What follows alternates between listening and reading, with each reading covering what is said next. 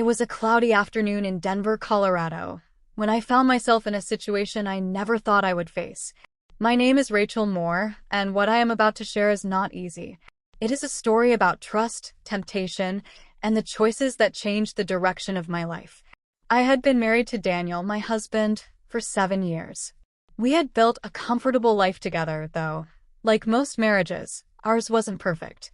Daniel worked long hours as a project manager, and I spent most of my days balancing my job as a teacher and keeping our home in order. On the surface, we looked like the picture-perfect couple. But underneath, there were cracks, subtle ones that I often ignored. Daniel had a younger brother, Ethan, who was 26 at the time. He had recently moved back to Denver after finishing graduate school. Unlike Daniel, who was serious and structured, Ethan was free-spirited, adventurous, and always the life of the room. He often visited us on weekends, and I could tell that Daniel enjoyed having him around. But there was also another figure who would play a role in this story, Michael, Daniel's cousin from Chicago. Michael had come to stay with us for a few weeks while he looked for work in the city. He was only a year younger than Daniel, and while they were close as kids, life had pulled them in different directions. Still, when Michael arrived, Daniel welcomed him warmly, and soon our house was filled with more laughter than it had been in a long time. One Saturday evening, everything shifted. Daniel had been called away on a sudden business trip to Houston. It was supposed to be a quick 2-day trip, and he asked me if I could make sure Ethan and Michael were comfortable while he was away. I agreed, not thinking much of it. After all, we were family. That evening, the three of us, Ethan, Michael, and I, sat in the living room. The rain tapped gently against the windows, and the storm outside seemed to mirror the tension that slowly built inside.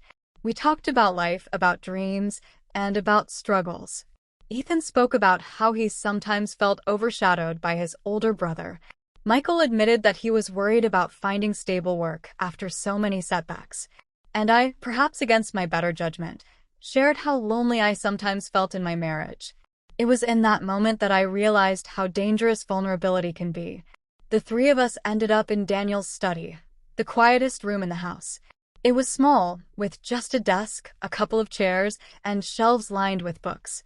The storm outside knocked the power out for nearly an hour, and suddenly, the three of us were left in semi-darkness with only the glow of candles lighting the room. We talked more deeply. The walls of silence and formality that usually surrounded us began to break down. Ethan looked at me with a sincerity I hadn't noticed before, and Michael asked questions about my life that no one had asked in years. For the first time in a long time, I felt seen.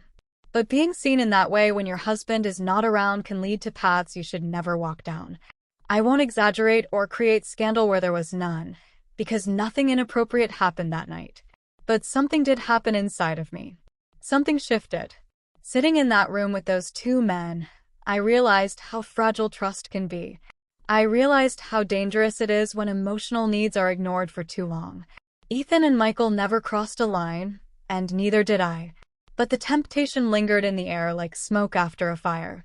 I could feel it, and I knew they could feel it too. When the lights finally came back on, reality returned. We laughed nervously, pretending nothing had changed. But in truth, everything had changed. Over the next few days, I carried guilt with me. Not because I had done anything wrong, but because my heart had wandered too close to a boundary it should never approach. When Daniel returned from Houston, he noticed something different in me. He asked if I was okay, and I simply said yes. But deep down, I knew this was a turning point. That night, after everyone had gone to bed, I sat alone in the kitchen and reflected.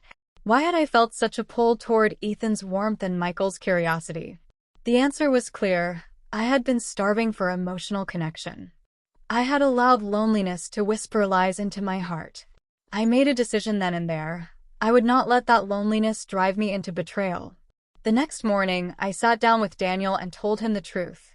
Not about temptation, not about my hidden feelings, but about my loneliness.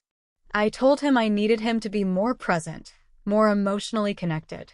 It was one of the hardest conversations we had ever had, but it was also the most honest. Daniel listened. He didn't interrupt, didn't dismiss my feelings. For the first time in years, he truly heard me. And in that moment, I realized that while temptation may come knocking, The choice to open the door is always ours. Months passed, and slowly, Daniel and I rebuilt what had been missing. Ethan eventually found his own place, and Michael moved back to Chicago with a job offer. Life settled into a new rhythm, one where Daniel and I made time for each other, one where our marriage grew stronger than before. Looking back now, I see that night in the study as a warning. A reminder of how fragile human hearts can be, and how important it is to guard them. Infidelity doesn't always begin with physical actions. Sometimes, it starts in the quiet corners of loneliness and unspoken desires. But the truth is, we always have a choice. And that night, though temptation was present, I chose to remain faithful. This story is not about scandal. It's about awareness. It's about the dangers of neglecting emotional connection and the importance of nurturing the bonds we hold most dear.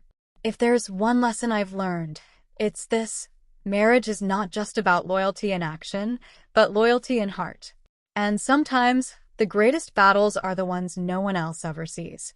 And so, even though that stormy night in Denver could have gone another way, I am grateful it didn't. I am grateful for the wake-up call it gave me, and for the chance to rebuild what truly matters: love, trust, and faithfulness.